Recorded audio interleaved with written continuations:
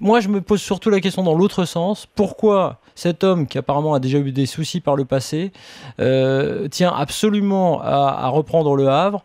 Avec quels fonds? D'où viennent les fonds? Avec qui derrière lui? Moi, je comprends juste un truc, et on l'avait compris depuis longtemps, c'est que Louvel veut à tout prix vendre comme plein de dirigeants et qu'il a trouvé. Enfin, il croit avoir trouvé, c'est pour ça qu'il a du mal à lâcher sa proie. Il croit avoir trouvé le mec qui pourra lui permettre de passer la main.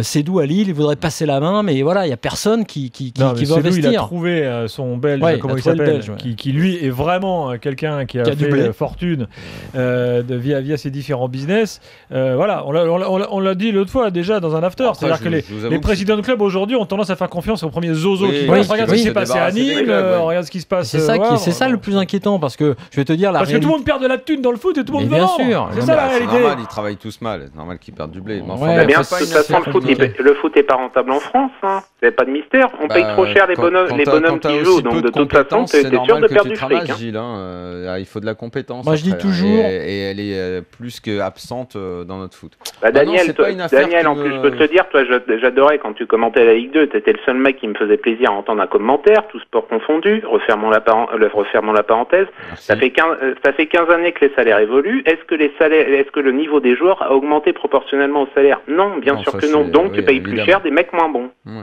je suis d'accord. Voilà, et à partir d'un moment, tant que tu réussis à tenir ton truc 1 an, 2 ans, tu t'accroches autant que tu peux. Mais quand t'as plus personne dans la réserve, et c'est le cas de ce qui se passe au Havre, t'as plus personne qui peut potentiellement te rapporter 1, 2, 3 millions, et t'es à la merci de claquer. Et là, on va claquer.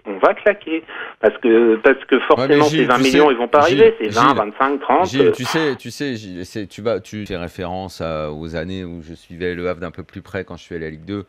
Déjà à l'époque, je m'apercevais mais d'erreurs tellement monumentales dans la gestion du club. Ce qu'on a fait du centre de formation, duquel sont sortis pas mal de joueurs quand même, mais de tous ces contrats qu'on a fait signer très très vite parce que on a voulu faire une petite usine à joueurs.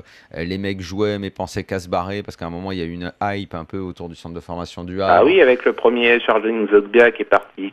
Voilà, et puis derrière, on a eu les mecs étaient plus importants que le club. Ça allait très très vite. À 16, 17 ans, c'était la course au premier contrat. On a fait des trucs de dingue aussi là-bas, mais on en parle ce soir, donc je dis là-bas, mais dans tellement d'autres clubs en France. Et après, on s'étonne que quelques années après, toutes tes structures ayant été faites sur du sable mouvant, ça se casse la gueule, quoi. Et après, j'irai pas taper sur Louvel.